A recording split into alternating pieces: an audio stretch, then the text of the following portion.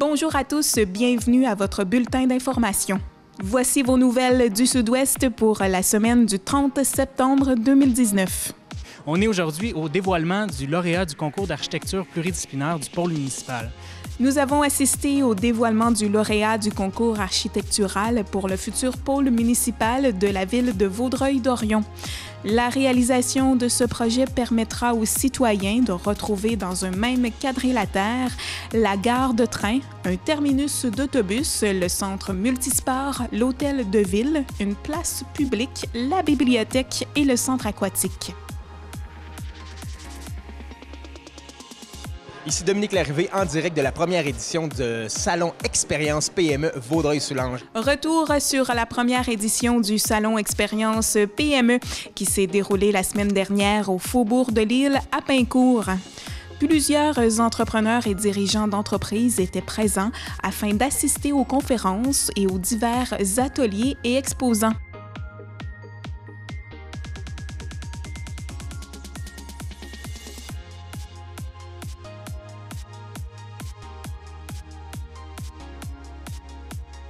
Donc, ce soir, on est ici présentement pour fêter le 25e anniversaire de l'organisme. Le RIAPA de Châteauguay, un organisme qui vient en aide aux assistés sociaux, a souligné son 25e anniversaire sous la formule d'un 4 à 7. Par le fait même, ils en ont profité pour présenter leur toute nouvelle plateforme web.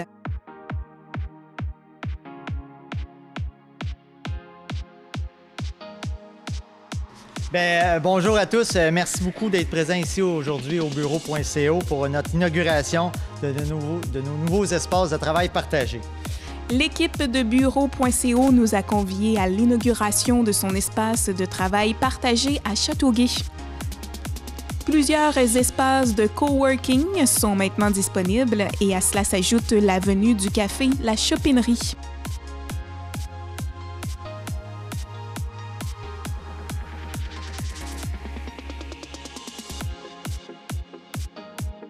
On est aujourd'hui ici à Saint-Polycarpe et Saint-Zotique, en fait, pour la caravane Santé des sols, une activité organisée par la MRC de Vaudreuil-Soulanges. La MRC de Vaudreuil-Soulanges, le Cobaver VS et le ministère de l'Agriculture, des Pêcheries et de l'Alimentation ont invité les agriculteurs de Vaudreuil-Soulanges à la journée de la caravane de Santé des sols. Différentes formations étaient offertes par des conseillers de la MAPAC aux agriculteurs de la région. Nous avons assisté au dévoilement du lauréat du concours architectural pour le futur pôle municipal de la ville de Vaudreuil-Dorion. La réalisation de ce projet permettra aux citoyens de retrouver dans un même quadrilatère la gare de train, un terminus d'autobus, le centre multisport, l'hôtel de ville, une place publique, la bibliothèque et le centre aquatique.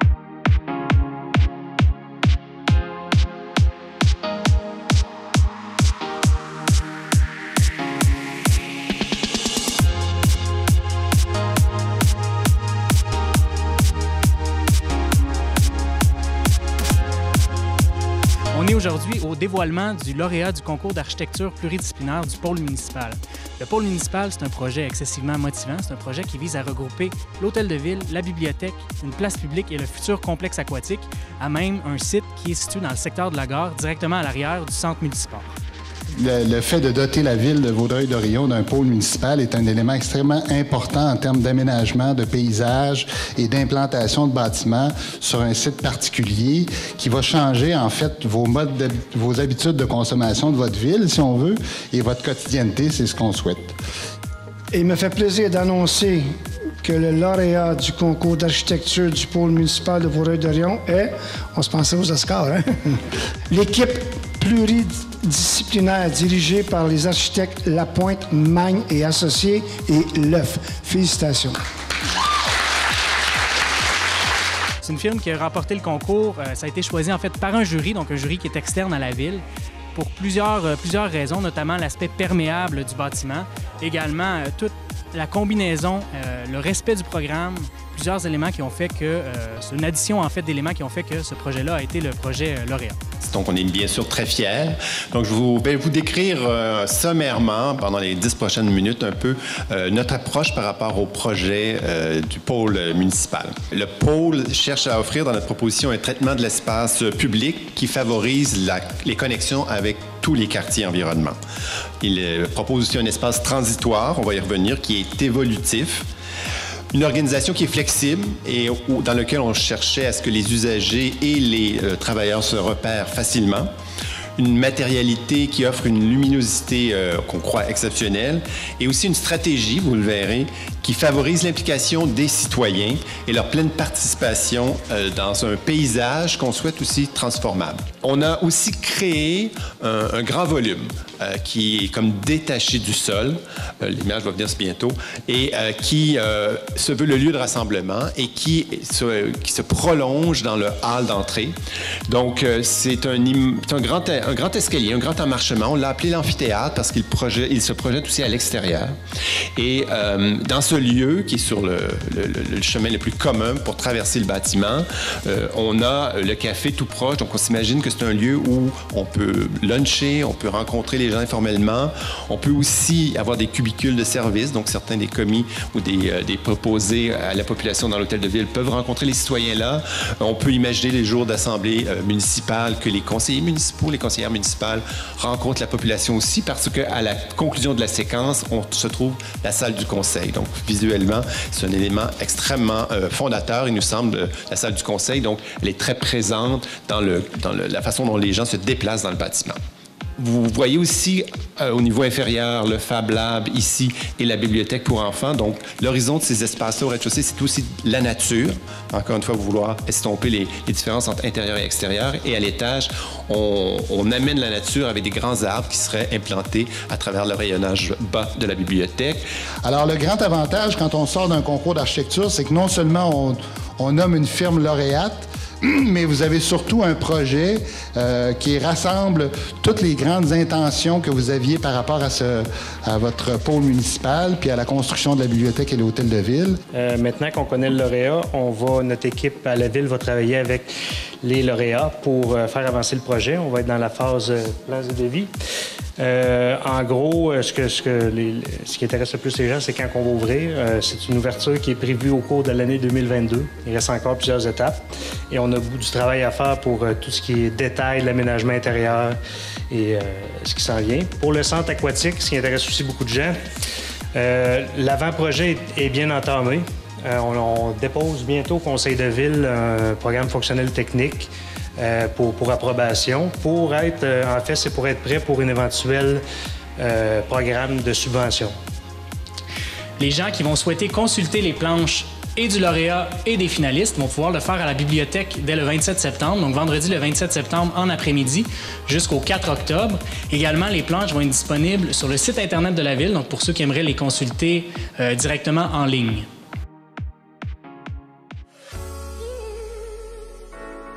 Retour sur la première édition du Salon Expérience PME qui s'est déroulé la semaine dernière au Faubourg de Lille à Pincourt.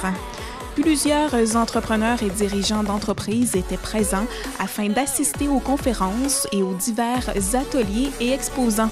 Voici le résumé de Dominique Larrivé, organisateur de l'événement.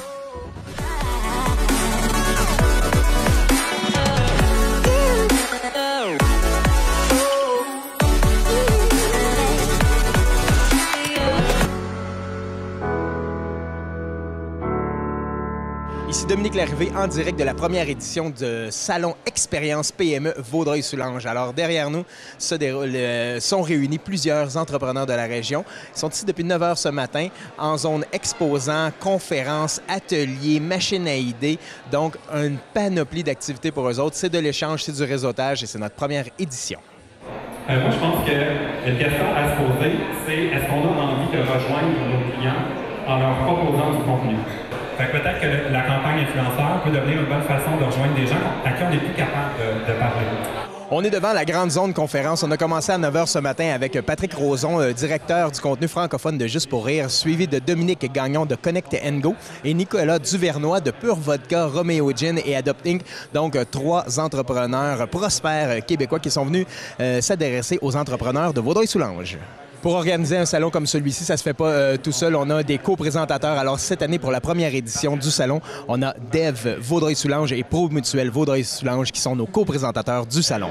Nous voici dans le kiosque de Dev Vaudreuil-Soulanges. Et qu'est-ce qu'on essaie de faire ici? C'est un peu un team building. On essaie de construire un casse-tête de 8 pieds par 12 pieds, donc 384 morceaux pour recréer le canal Soulanges.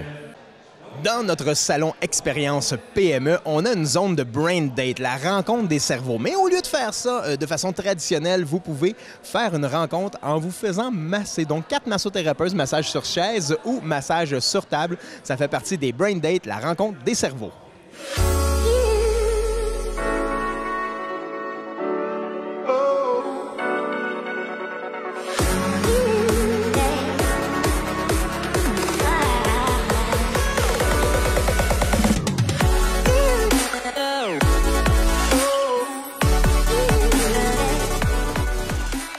On est maintenant dans la zone ludique du salon, c'est-à-dire qu'on invite les entrepreneurs à jouer, à s'amuser. Et ici, on a un serpent à échelle géant, donc avec 100 cases qui représentent bien la région, donc avec des faits sur la région et des faits surtout sur nos entreprises. Un autre élément de notre zone ludique, on est avec Jesse ici, qui est l'inventeur, en fait, d'un jeu de société, format maison, format table, mais ici, on a le format géant. Alors, je parle pas de Jesse en format géant, mais je parle de son jeu. Alors, c'est un jeu d'équilibre. Exactement. Dans le fond, c'est assez simple. Là, on roule le dé définit la zone où mettre notre explorateur. On a des gros, des moyens et des petits qui doivent mettre les pions à l'extérieur, ce qui va faire pencher le jeu du moment qu'il y en a un qui fait tomber hyper. Et voilà, alors c'est formule team building entre les entrepreneurs cet après-midi. On se trouve devant ce qu'on appelle la machine à idées. La machine à idées, c'est quoi? C'est 6 experts de la région en marketing, vente, opération, droit des affaires, financement, image de marque, qui sont à l'intérieur et qui donnent gratuitement des conseils à nos entrepreneurs. Donc, les entrepreneurs sortent de cette machine à idées-là avec un paquet d'idées. Super ambiance depuis ce matin. Les gens sont très réceptifs et on a eu des conférences incroyables ce matin. On a une belle ambiance. On travaille fort pour créer une tradition avec ce salon-là dans la région. Alors, il y aura bien sûr une deuxième édition et tout ça, c'est à suivre. Donc, salonvs.com.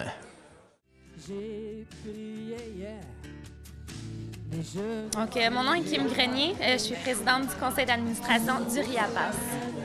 Mon nom est Linda Gervais, je suis la coordonnatrice du RIAPAS, qui est le réseau d'information et d'aide aux personnes assistées sociales. Donc, ce soir, on est ici présentement pour fêter le 25e anniversaire de l'organisme. Un cœur fidèle, un diamant. Le RIAPAS de Châteauguay, un organisme qui vient en aide aux assistés sociaux, a souligné son 25e anniversaire sous la formule d'un 4-7. Par le fait même, ils en ont profité pour présenter leur toute nouvelle plateforme web. Voici un résumé de l'événement. Ni de l'or, ni de l'argent. Oh, oh, oh. Donc, il y a 25 ans, c'est des citoyens qui se sont réunis pour se faire un comité qui pourrait venir défendre les droits des personnes assistées sociales. Donc, depuis 25 ans, on œuvre à cette cause-là. Donc, on travaille très fort pour essayer de faire changer les choses. 25 ans de défense collective de droits, c'est beaucoup de travail, c'est de longues luttes. Je sais que le RIAPAS a commencé dans un sous-sol d'un autre organisme qui s'appelait Renouvie. Maintenant, Renouvie est le quartier des femmes. Quand Renouvie a déménagé au 71 principal, le RIAPAS a suivi aussi. Donc, on est là, je ne sais pas depuis combien de temps, mais on est sur la rue principale, on accueille les gens, on espère être là encore longtemps. Si le RIAPAS fonctionne encore, c'est grâce aux gens du conseil d'administration, parce qu'on est un organisme d'action communautaire autonome. En fait, on m'a dit que ça avait commencé dans une cuisine avec des organisateurs communautaires qui voulaient vraiment faire une différence pour les gens. Et les luttes étaient hyper importantes à cette époque-là. Mais il y a encore des luttes qui sont là. Et donc, on continue les luttes qui ont été enclenchées il y a 25 ans.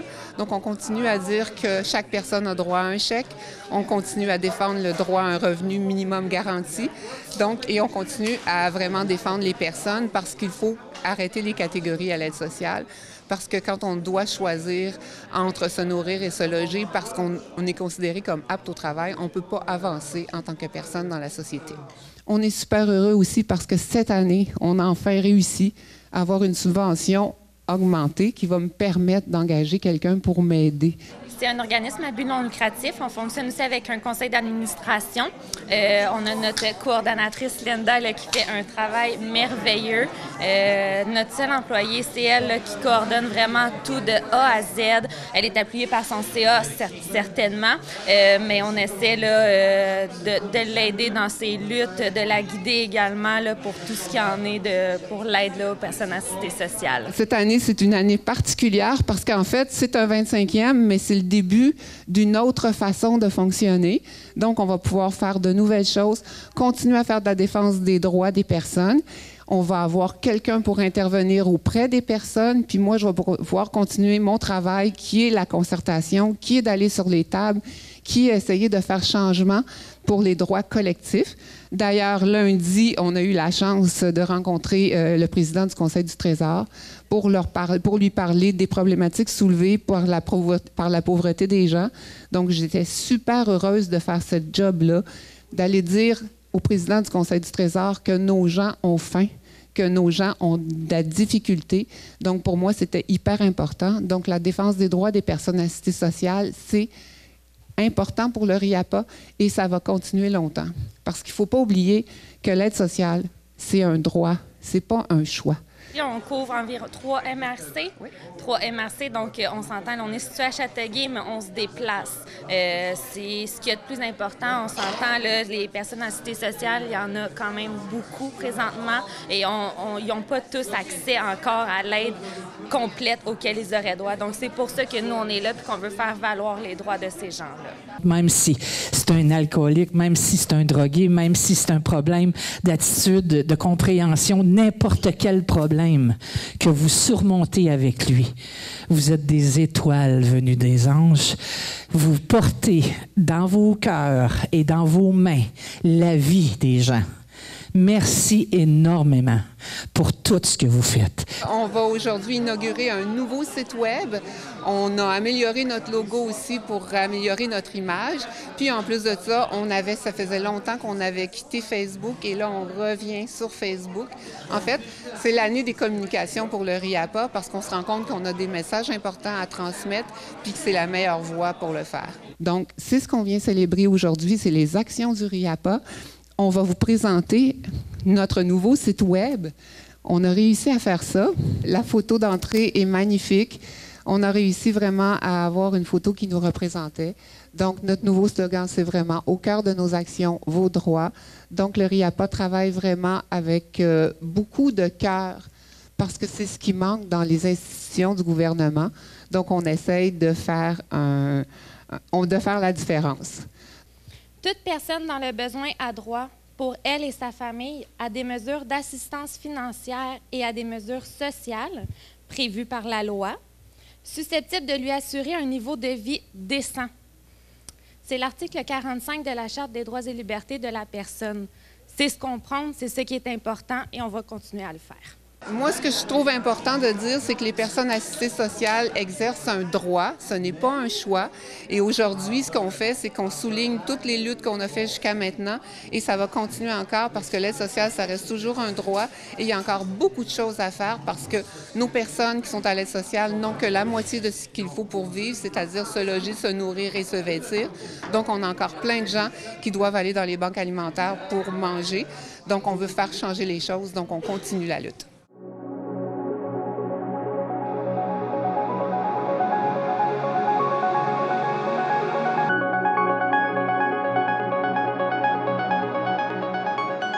L'équipe de Bureau.co nous a conviés à l'inauguration de son espace de travail partagé à Châteauguay.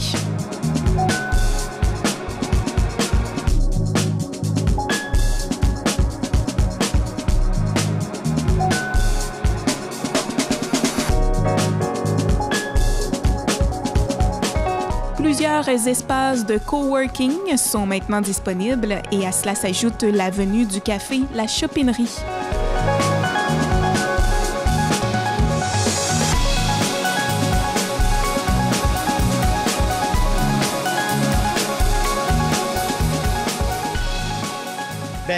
bonjour à tous. Merci beaucoup d'être présents ici aujourd'hui au bureau.co pour notre inauguration de nos nouveaux espaces de travail partagés. L'idée de ces espaces, c'est d'offrir une solution simple et abordable pour les entreprises, les travailleurs autonomes, les travailleurs à distance ou toute autre personne qui a un besoin dans ce sens. De plus, c'est aussi une façon pour eux de favoriser le réseautage au sein d'une communauté vivante. C'est quoi au bureau.co à Châteauguay? Au bureau.co à Châteauguay, c'est 14 bureaux privés, plus d'autres espaces qui vont être développés plus tard, de l'espace pour en ajouter d'autres. C'est 12 espaces de travail partagés situés ici à l'arrière, une salle de réunion et une salle de conférence pouvant accueillir jusqu'à 60 personnes. Et pour lesquels il est possible d'effectuer la location ici. Tout est à l'heure, à la journée, à la semaine, au mois et jamais d'engagement. Tous nos espaces sont offerts sur une formule tout inclus. Le mobilier fourni, l'Internet, l'entretien, les espaces communs, etc. De plus, on a tenu à ajouter un espace café avec la chopinerie, avec Marie-Christine, qui est au service autant de nos locataires que du grand public. Notre choix s'est rapidement porté sur Châteauguay, ville où on a grandi. Oui, je viens d'ici, c'était ma case, ça, ici. J'étais allé à l'école en face, on restait ici. Dans ce projet qui se veut 3 fois plus gros que le premier espace, nous avons tenu, comme dans tous nos projets, à travailler le plus possible avec des entreprises locales. Ainsi, c'est Clinique Design. Il y a Pierre-Frédéric là, qui est ici avec son équipe, Annie-Claude à l'arrière. Donc, Clinique Design a été responsable de tout le design. C'est grâce à eux qui fait que cet espace est un lieu unique et chaleureux, comme vous pouvez le voir aujourd'hui. Il y a aussi les gens de Savard Architectes. J'aimerais aussi remercier la Ville de Châteauguay pour son accueil à notre projet, puis tout particulièrement Julie Desharnais, l'inspectrice, qui a su nous accompagner dans la réalisation du projet. J'aimerais aussi remercier la Chambre de commerce et d'industrie du Grand Roussillon. Ça, c'est son nouveau nom. Je dois vous dire que je suis vraiment fier, comme maire de la Ville de Châteauguay, que cet immeuble-là, ce bâtiment-là, a finalement repris vie. Je suis certain que la directrice générale de la Caisse populaire a cette même fierté-là. D'ailleurs, elle est ici avec un beau grand sourire.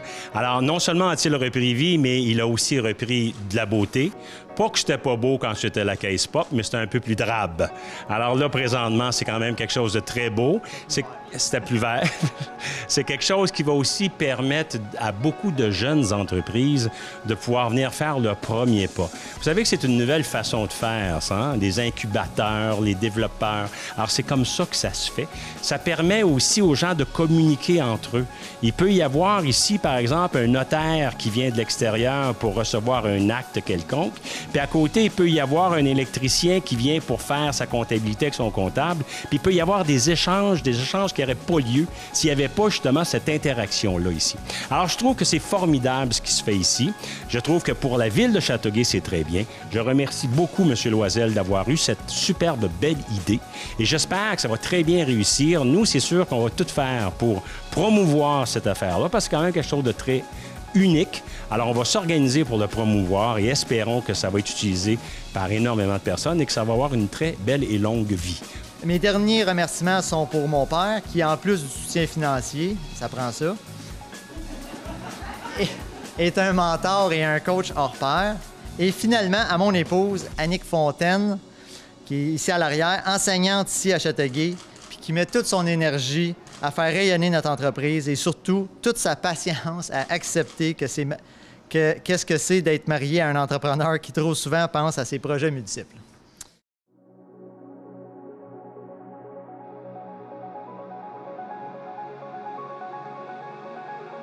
La MRC de Vaudreuil-Soulanges, le Cobaver VS et le ministère de l'Agriculture, des Pêcheries et de l'Alimentation ont invité les agriculteurs de Vaudreuil-Soulanges à la journée de la caravane de santé des sols. Différentes formations étaient offertes par des conseillers de la MAPAC aux agriculteurs de la région. Oui, bon, je suis Élise Phoenix, je suis agente d'intervention au cours d'eau pour la MRC de Vaudreuil-Soulanges. On est aujourd'hui ici à Saint-Polycarpe et Saint-Zotique, en fait, pour la caravane santé des sols, une activité organisée par la MRC de Vaudreuil-Soulanges. En fait, c'est des ateliers là, qui sont offerts aux agriculteurs. Donc, c'est la MRC qui a décidé de les inviter ici aujourd'hui. On parlait à la fois de profil de sol, de structure de sol, donc dans le but d'améliorer les rendements, autant économiques qu'environnemental.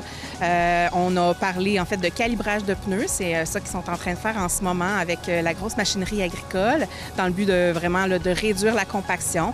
On va aussi parler d'activité microbienne dans le sol, vraiment tous des aspects là, dans le but d'améliorer l'agriculture dans notre territoire. Donc, c'est vraiment pour ça. On a invité les agriculteurs de Vaudreuil-Soulanges. La MRC, c'est dans le cadre du plan de développement de la zone agricole et dans le projet de rétention des sols qu'on invitait les agriculteurs de Vaudreuil-Soulanges à participer à cette journée de la caravane. La caravane, évidemment, c'est le MAPAC, c'est le ministère de l'Agriculture, des Pêcheries et de l'Alimentation du Québec qui se promènent au Québec et ils sont venus ici aujourd'hui. En fait, c'est sûr qu'il y a des bons échanges en ce moment qui ont eu lieu ce midi, ce matin, sur les pratiques agricoles, sur des faits connus et méconnus parfois.